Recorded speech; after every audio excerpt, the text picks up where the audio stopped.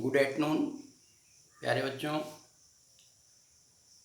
आज आपको 9th physics में रिवाइजिंग पार्ट का गति संबंधी जो परिभाषाएं हैं उनको पढ़ाया जाएगा। कल आपने सरल रेखीय गति में या गति में 2-3 चीज़ें पढ़ रखी हैं, सदिश राशियाँ, अदिश राशियाँ, दूरी विस्थापन और दूरी विस्थापन में अंतर। आज आपको पढ़ना है कि चाल क्या होता है, वेग क्या होता है, चाल और वेग में भौतिक विज्ञान के दृष्टिकोण से अंतर क्या होता है, चाल निकालने के लिए औसत चाल क्या होती है, एक समान चाल क्या होती है, असमान चाल क्या होती है, इन चीज़ों को आपको पढ़ना है। तो हम शुरू करते हैं चाल। क्योंकि आपने पढ़ रखा है विस्थापन क्या होता है, दूरी क्या होता है, तो हम आपको पढ़ाने जा रहे हैं चाल। चाल की अंग्रेजी होती है स्पीड। आप देखते हो कि जैसे गाड़ियां होती हैं तो उन गाड़ियों के ऊपर लिखा होता है चाल 40 किलोमीटर प्रति घंटा। तो जो चाल 40 किलोमीटर प्रति घंटा लिखा हुआ है वही चाल है, और चाल एक अदिश राशि है। तो चाल क्या होती है कि चाल एक अदिश राशि है, या इसको बाद में लिखना, पहले ये लिखो, किसी गतिशील वस्तु द्वारा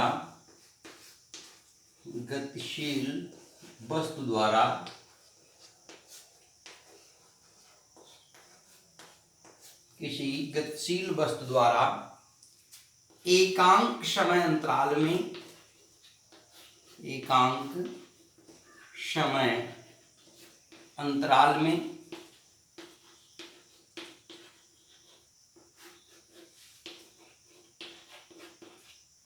तय किए गए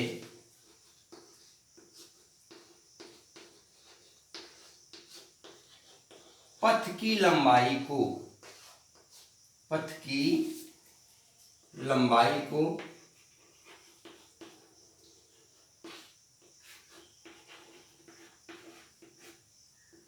चाल कहते हैं।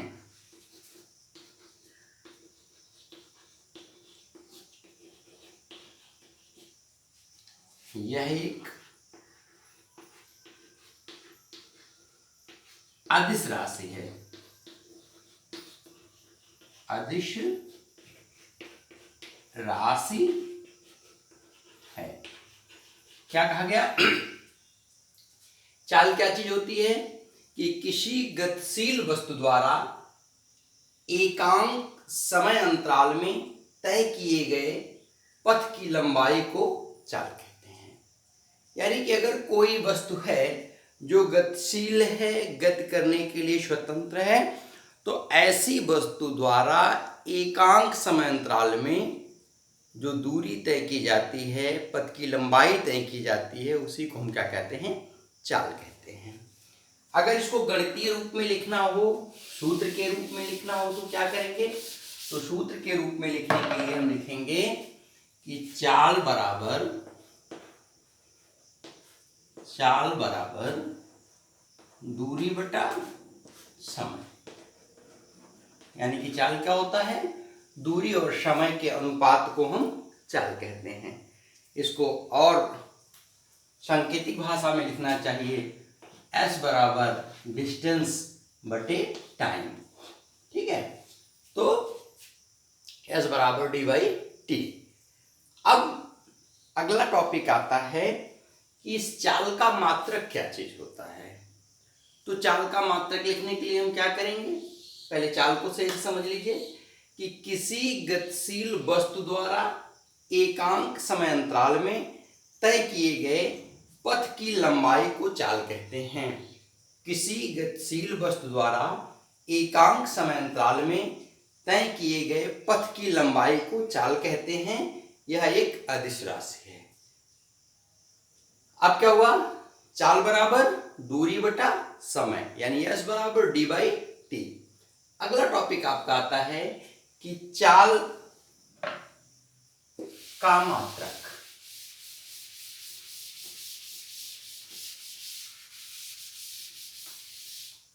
क्या टॉपिक है आपका? चाल का मात्रक। तो चाल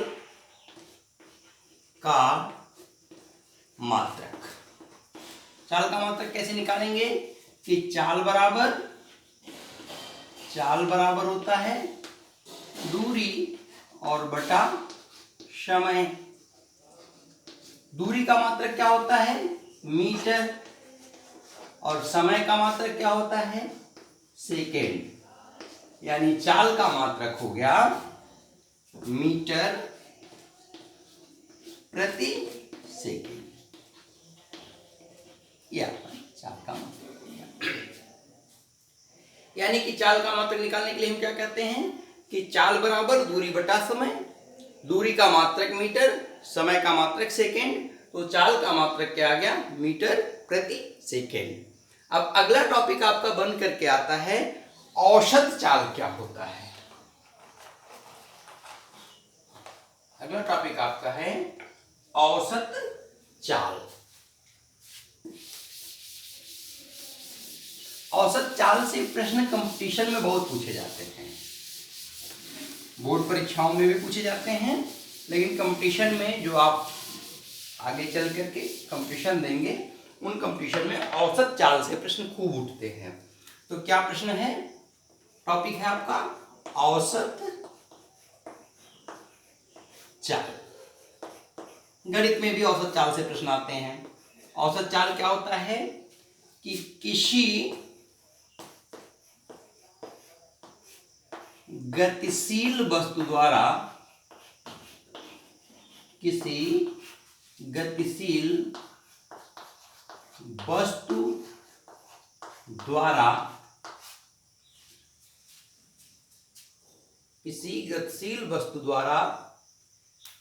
चली गई या विभिन्न कालखंडों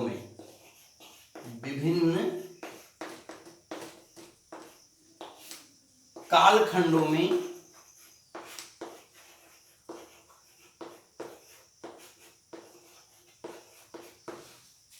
चली गई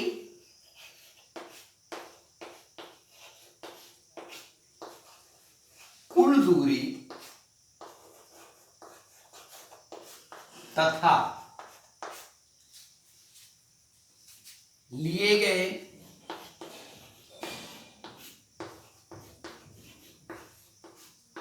कुल समय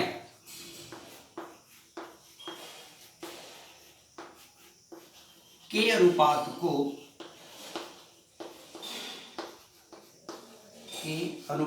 को क्या कहते हैं? औसत चाल कहते हैं।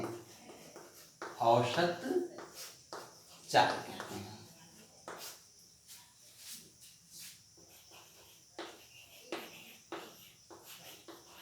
यानी कि अगर कोई गतिशील वस्तु है, वो कोई दूरी तय करती है, तो अलग अलग समय में वो दूरी तय करती है। तो अगर कुल दूरी को एकत्र कर लिया जाए, आपस में जोड़ लिया जाए, और जो कुल समय लगा है उसको उस दूरी को तय करने में उस कुल समय से भाग दे दिया जाए, तो जो भागफल आता है वही भागफल औसत चाल होता है। यानी कि औसत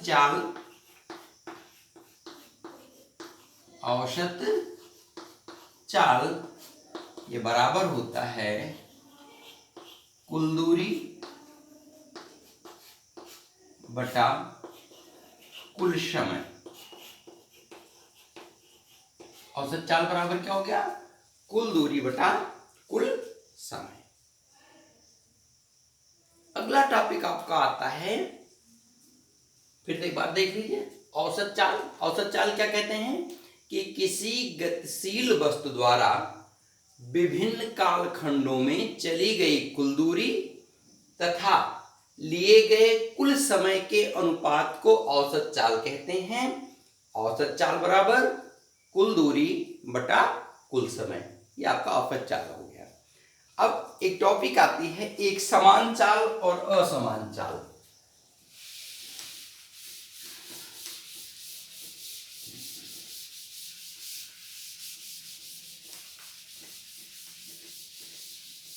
आपका अगला टॉपिक है एक समान चाल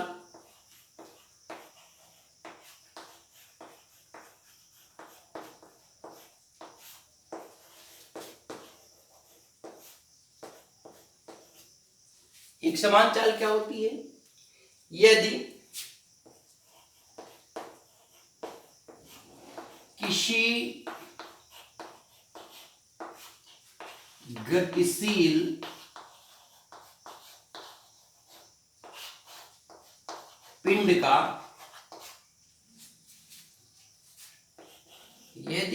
गतिशील पिंड का समान समय अंतरालों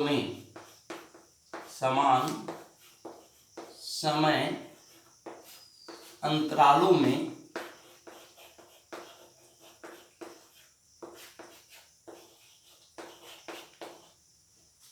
तय किए गए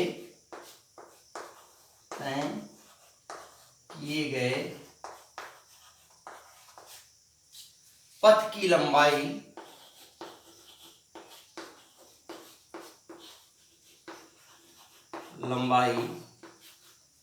एक समान है, यानी बराबर है।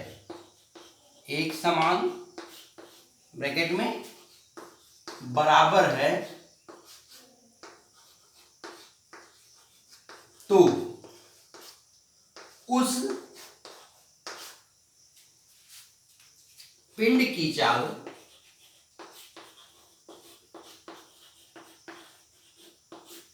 एक समान चाल कहलाती है।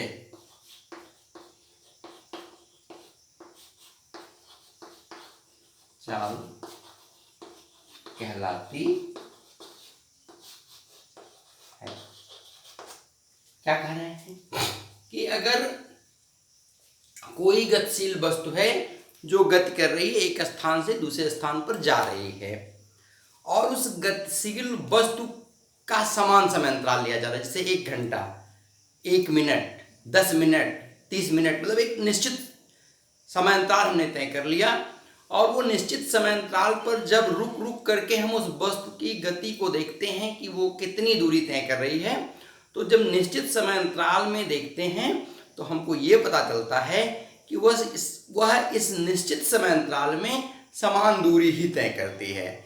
जैसे मान लीजिए हमने पहले 10 मिनट में देखा, तो 10 मिनट में देखा तो वो 10 किलोमीटर गई, फिर कुछ देर बाद रुके, अगले 10 मिनट में हमने देखा तो फिर वो 10 किलोमीटर गई, फिर हमने देखा तो फिर 10 किलोमीटर 10 मिनट में गई। तो अगर हम एक निश्चित कालखंड ले लें, 10 मिनट का समय ले लें, और उस 10 मिनट के समय में बार बार उसको देखते रहें कि वो कितनी दूरी चली, और वो चली गई दूरी समान आ जाती है, तो ऐसी गतिशील वस्तु की चाल को हम क्या कहते हैं कि एक समान चाल कहते हैं। ठीक है। अब अगली स्थिति आती है असमान चाल।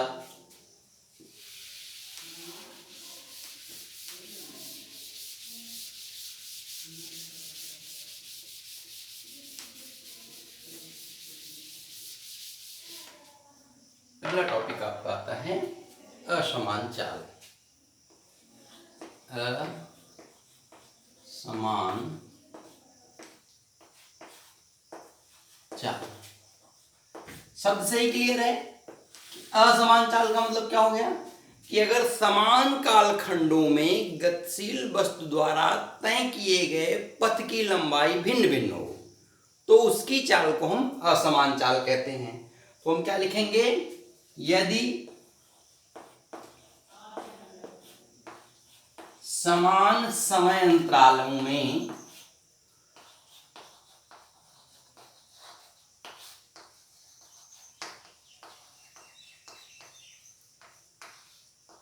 यदि समान समय अंतरालों में गतिशील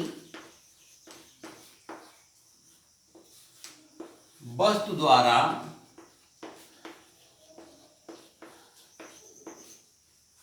तय किए गए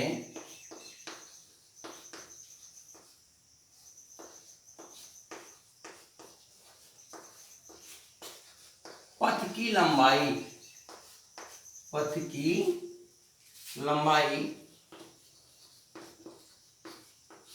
भिन्न भिन्न हो।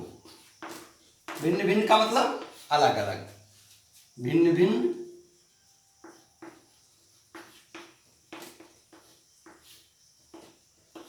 अलग अलग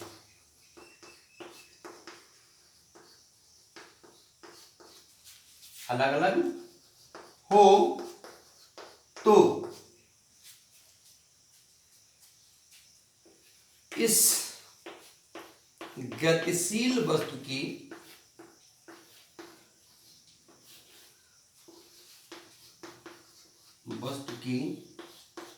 चाल को असमान चाल कहते हैं।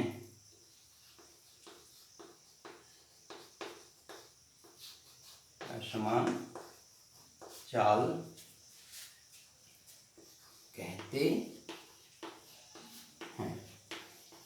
मतलब क्या हुआ कि अगर कोई गतिशील वस्तु है और वो गतिशील वस्तु समान कालखंडों में माने 5 मिनट लिया, 10 मिनट लिया, 1 घंटा लिया, कालखंड एक निश्चित कर लिया, और जब उसको देखते हैं तो पहले उसी टाइम अंतराल में वो 10 किलोमीटर चलती है, अगले उस टाइम अंतराल में वो 20 किलोमीटर चल जाती है, उसके अगले टाइम अंतराल में वो 5 किलोमीटर चलती है।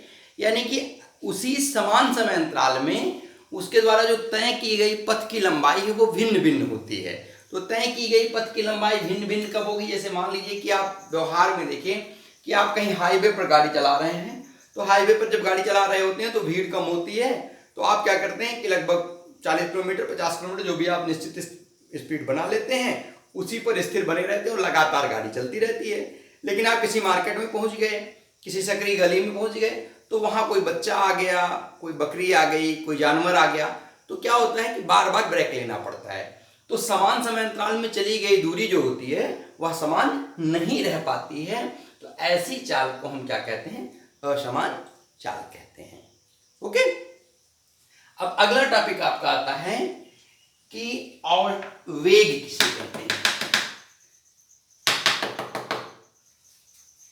अगला टॉपिक आपका है वेग।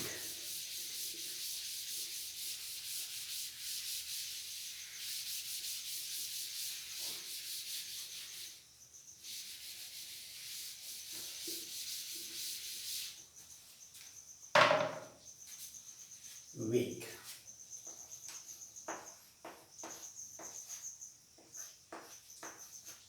वेग किसे कहते हैं? तो इसमें लिखेंगे किसी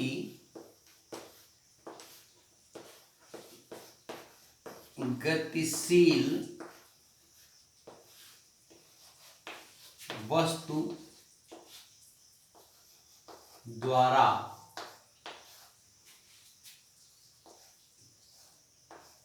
एकांक समय अंतराल में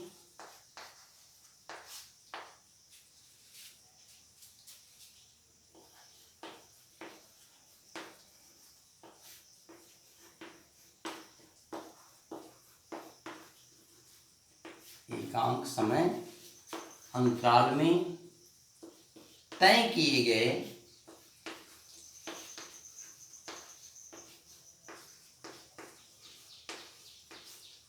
विस्थापन को एकांक समय अंतराल में तय किए गए विस्थापन को क्या कहते हैं? वेग कहते हैं। वेग कहते हैं। एकांक समय अंतराल में तय किए गए विस्थापन को क्या कहते हैं? वेग कहते हैं। यह एक सदिश राशि है। यह एक सदिश राशि है। तो क्या कहेंगे कि किसी गतिशील वस्तु द्वारा एकांक समय अंतराल में तय किए गए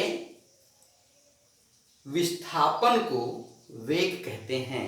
यानी कि जो गतिशील वस्तु है वह एकांक समय अंतराल में जितना विस्थापन तय कर लेता है उसी विस्थापन को हम क्या कहते हैं, वेग कहते हैं। सूत्र कैसे लिखेंगे कि वेग बराबर विस्थापन बटा समय अंतराल।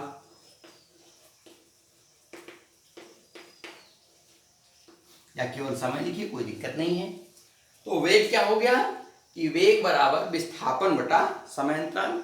यह क्या है, यह एक सदिश राशि है।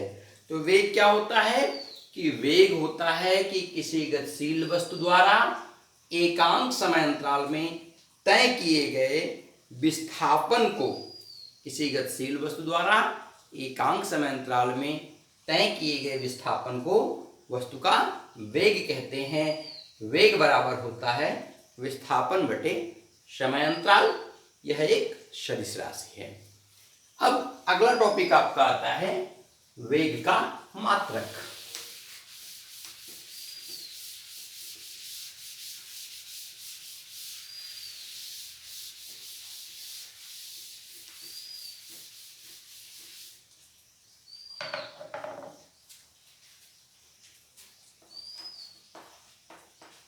वेग का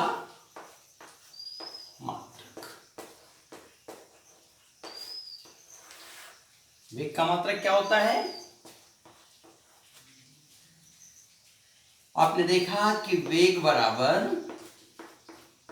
विस्थापन बटे समय अंतराल या समय, जो भी आप लिखना चाहें, बराबर हो गया। विस्थापन का मात्रक क्या होता है? मीटर होता है। और समय अंतराल का मात्रक क्या होता है? सेकेंड होता है। तो क्या हो गया? वेग का मात्रक हो गया मीटर प्रति सेकेंड। ओके, तो क्या हुआ कि वेग क्या चीज होती है? तो आपको बताया गया कि वेग किसी गतिशील वस्तु द्वारा एकांक समय अंतराल में तय किए गए विस्थापन को हम क्या कहते हैं? वेग कहते हैं। अब वेग का मात्रक क्या होता है? वेग का मात्रक हो गया बराबर विस्थापन बटे समय अंतराल। विस्थापन का मात्रक मीटर, समय अंतराल का मात्रक सेकेंड, तो मीटर प्रति सेकेंड बराबर वेग का मात्रक हो गया। अब वही चीज असमान वेग और एक समान वेग। तो पहले आप जानिए एक समान वेग।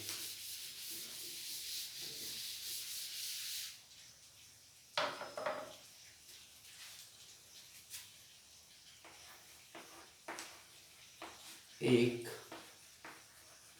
समान वेग।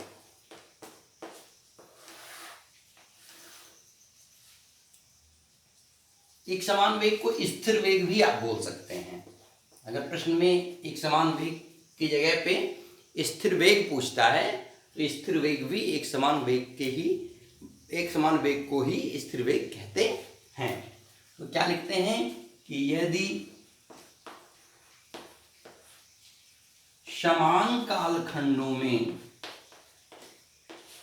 या समान समय अंतराल में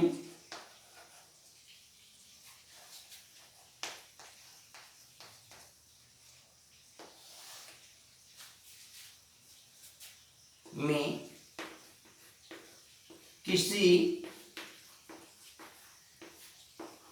गतिशील वस्तु द्वारा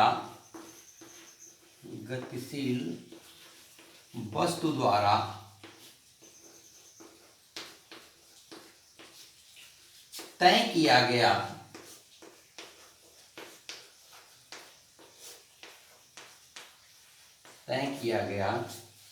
विस्थापन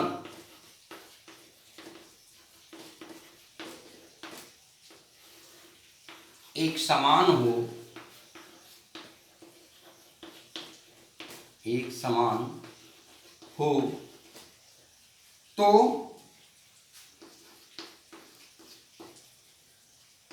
गतिशील वस्तु के वेग को, तो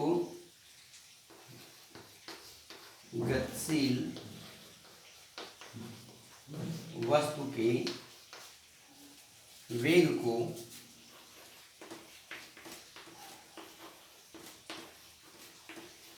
एक समान वेग कहते हैं।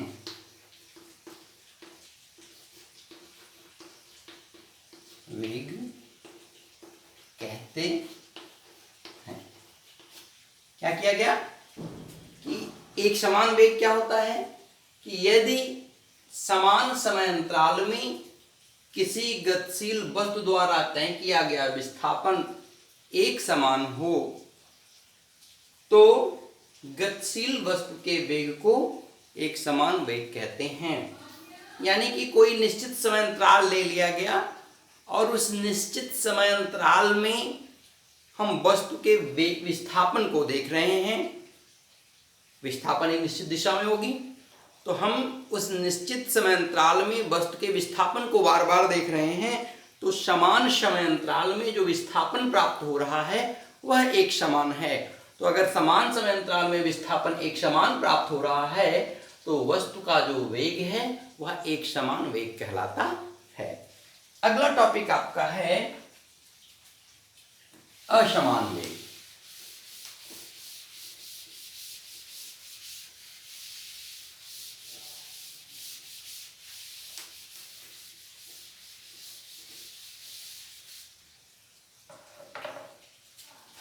अगला टॉपिक आपका है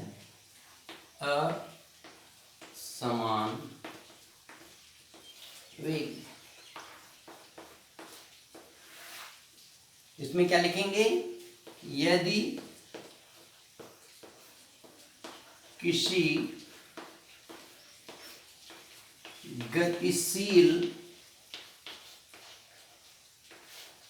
वस्तु द्वारा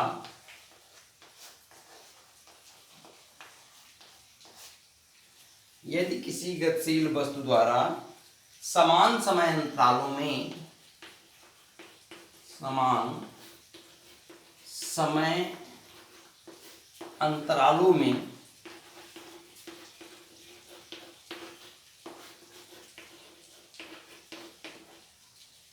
तय किए गए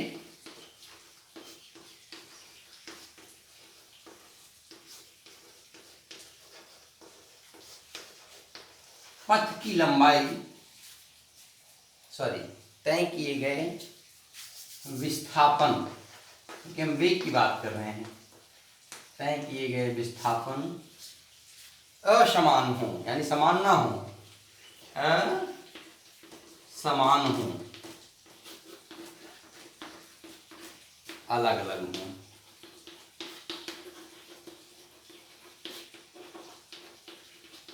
तो वस्तु के वेग को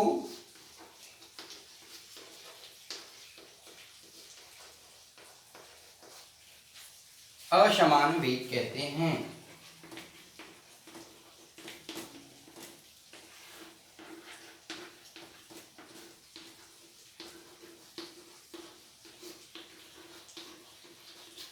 once again फिर से एक बार देखिए, असमान वेग यदि किसी गतिशील वस्तु द्वारा समान समय अंतरालों में तय किए गए विस्थापन असमान हो, यानी अलग अलग हो, तो वस्तु के वेग को असमान वेग कहते हैं। तो एक समान वेग और असमान वेग की परिभाषा आपकी हो गई। अब अगला टॉपिक आपका होता है कि वेग, बुक में क्या क्या दिया गया है? सदिश राशि है, औसत वेग, औसत चाल।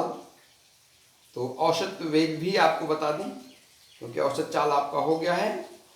फिर आपको सापेक्ष और निरपेक्ष वेग की चर्चा करते हैं। तो अगला टॉपिक आपका है औसत वेग।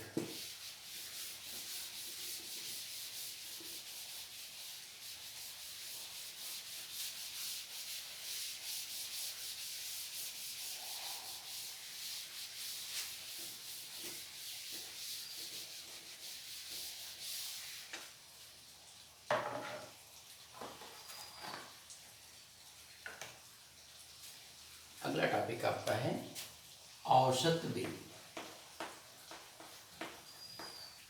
औसत वेग,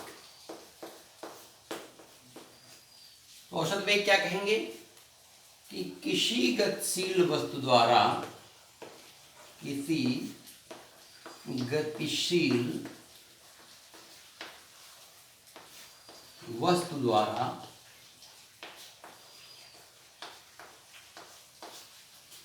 विभिन्न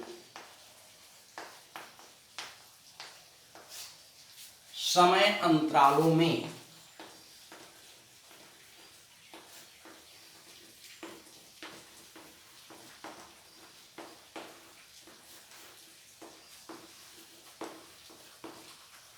तय किए गए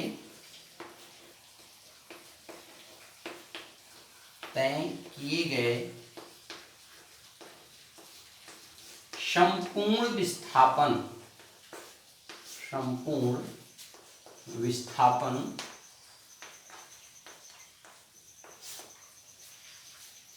एवं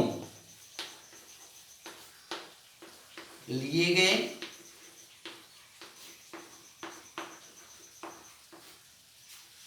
संपूर्ण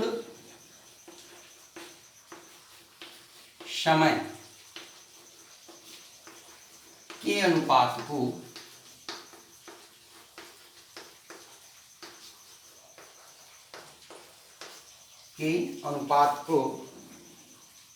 दिए गए संपूर्ण समय के अनुपात को औसत वेग कहते हैं। औसत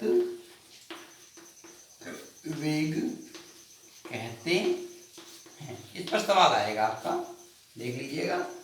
तो क्या होगा कि औसत वेग ये बराबर हो गया संपूर्ण विस्थापन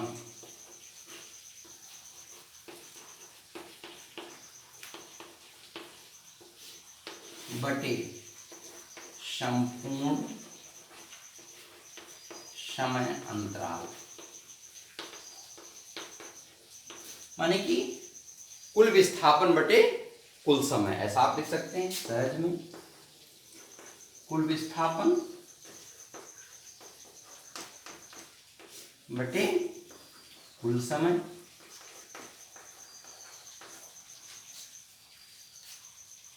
औसत वेग और औसत चाल पर आपके बुक में तमाम न्यूमेरिकल प्रश्न दिए गए होंगे।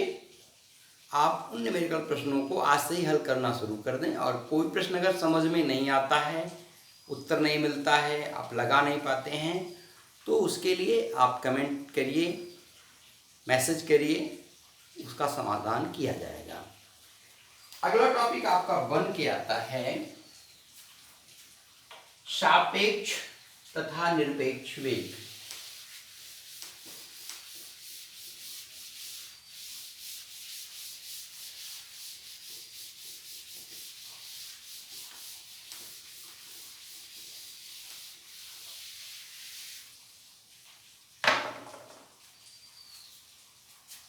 पहले आप समझिए निरपेक्ष वेग।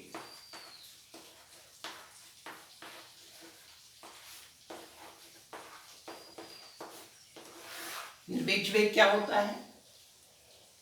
जब हम किसी गतिशील पिंड के गति का अध्ययन, जब हम किसी गतिशील पिंड के गति का अध्ययन पृथ्वी या पृथ्वी पर स्थित किसी स्थिर बिंदु के सापेक्ष करते हैं, पृथ्वी या पृथ्वी पर स्थित किसी स्थिर पिंड बिंदु वस्तु के सापेक्ष करते हैं, तो वस्तु के वेग को निरपेक्ष वेग कहा जाता है। जैसे अगर हम गति कर रहे हैं और पृथ्वी पर कोई खंभा है, उसके साथ हम अपनी गति के परिवर्तन का अध्ययन कर रहे हैं, तो वह गति निरपेक्ष गति कहलाती है। तो क्या किया जाए? यदि किसी गतिशील पिंड का गतिशील पिंड के गति का अध्ययन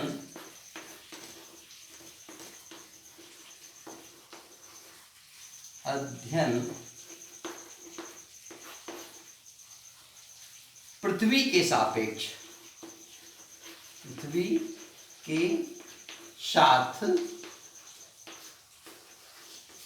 पृथ्वी को स्थिर मानकर किया जाता है,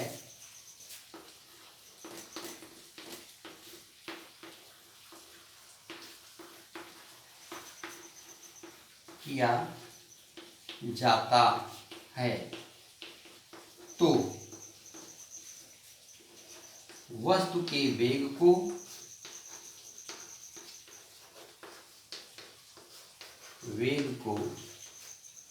निरपेक्ष वेग कहते हैं।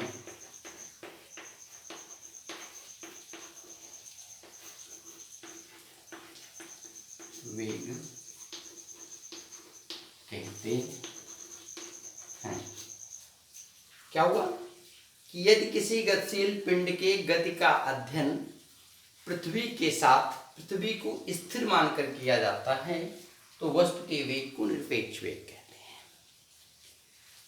अब अगला टॉपिक आपका आता है सापेक्ष वेग। तो सापेक्ष वेग के लिए क्या करेंगे?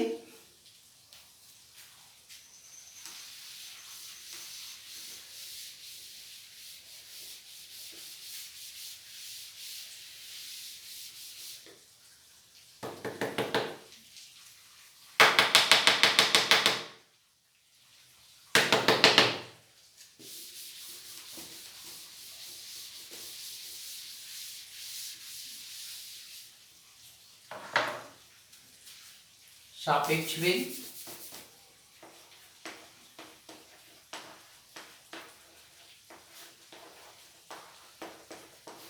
क्या होता है कि जब दो गतिशील वस्तुओं का, जब दो गतिशील वस्तुओं के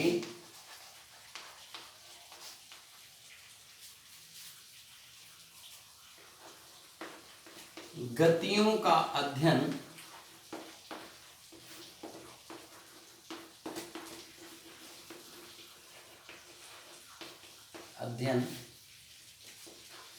एक दूसरे के साथ किया जाता है, एक दूसरे के साथ किया जाता है,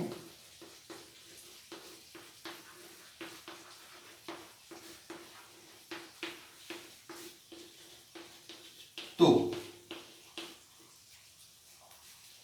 इसे सापेक्ष वेग कहते हैं।